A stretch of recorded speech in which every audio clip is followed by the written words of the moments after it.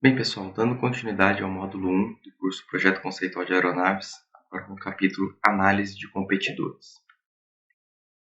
Então, nesse capítulo, nós iremos passar pela motivação desse tipo de tarefa dentro do contexto de estudos conceituais.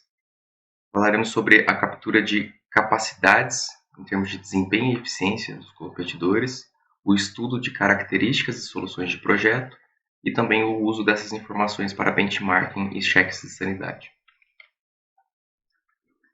Bem, a grande motivação para a atividade de análise de competidores dentro do contexto de estudos conceituais é para prover inteligência competitiva para auxiliar os processos de tomada de decisão, técnicas e estratégicas. Ou seja, a gente busca identificar as forças, fraquezas, oportunidades e ameaças da competição, que é a chamada análise SWOT. Também buscamos conhecer então as soluções de projetos dos competidores. É possível tentar inferir níveis tecnológicos do competidor via engenharia reversa. Também nos auxilia a entender a proposta de valor e posicionamento de mercado. Também é bastante útil para aferir modelos disciplinares e uma série de outros benefícios.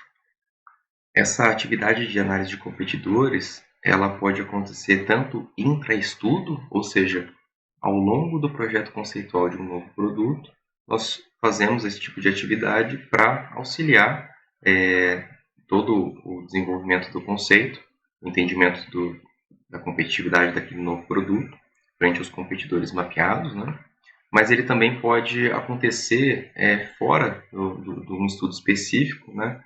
Como uma atividade contínua de monitoramento da competitividade dos produtos do nosso portfólio. Então, é bem comum quando um competidor lança uma aeronave nova que a inteligência de mercado daquele respectivo segmento nos procure para fazermos juntos essa análise de competidor, para então monitorar como que aquele novo entrante pode influenciar a competitividade dos nossos produtos existentes e como que a gente pode então orientar uma eventual resposta, né, ao mercado. Seja via evoluções de algum produto nosso que possa ser ameaçado por aquele novo entrante, seja via incremento do nosso portfólio com novos produtos.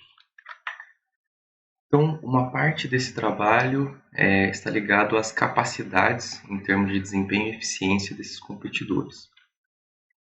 Então, a gente faz então uma coleta de dados em termos de pesos de projeto, dimensões internas, dimensões externas e desempenho publicado. Então, por exemplo, capacidade, carga, paga, alcance para diferentes regimes de velocidade, distância de decolagem em função de peso de decolagem, altitude de aeroportos e temperatura, mesma coisa para as distâncias de pouso, envelopes de voo em termos de tetos operacionais, velocidade máxima operacional, Mach máxima operacional, fator de carga, consumo de bloco para diferentes missões e condições, alcance específico, uma série de outras métricas aqui que são bastante úteis para a nossa avaliação do competidor.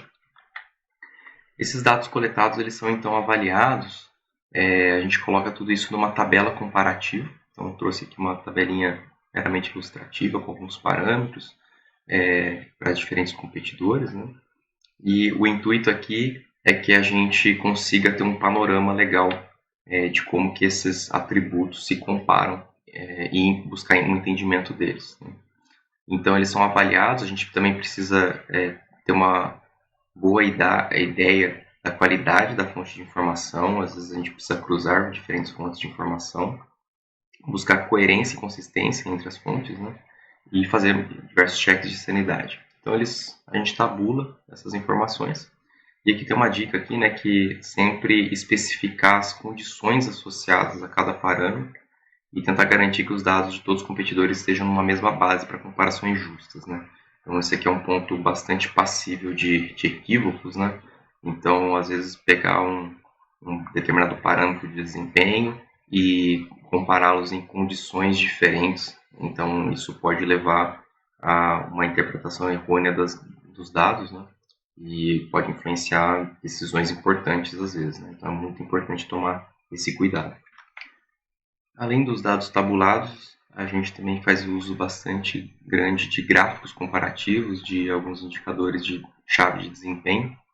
Então, eles também ajudam a gente a ter uma boa ideia do panorama desses parâmetros técnicos, né? Então, eu trouxe alguns exemplos aqui ilustrativos do Mattingly, por exemplo, a relação tração-peso e carga-lar para a aeronave de um determinado segmento. Então, aqui a gente tem dois gráficos aqui a gente tem aeronaves de combate, aqui a gente tem aeronaves de transporte. Aqui embaixo a gente também tem outra métrica bastante interessante de se observar as tendências e comportamentos, que é a razão de peso vazio, então é o peso vazio pelo MTOW, em função também de MTOW, de novo para aeronaves de transporte e aqui para aeronaves de combate. Então, essas informações nos auxiliam a entender uma série de aspectos do projeto e buscar entender também o ponto de projeto, ou então eficiência estrutural, ou então nível de capacidade. Esse outro gráfico aqui do Roscom também é bastante interessante para alguns tipos de análise competitiva. Então, aqui é um comparativo de cartas de desempenho de diferentes aeronaves, no caso aqui, desempenho de manobra, né? Então, a sobreposição desses envelopes pode ser muito útil para entender onde uma determinada aeronave tem vantagem sobre a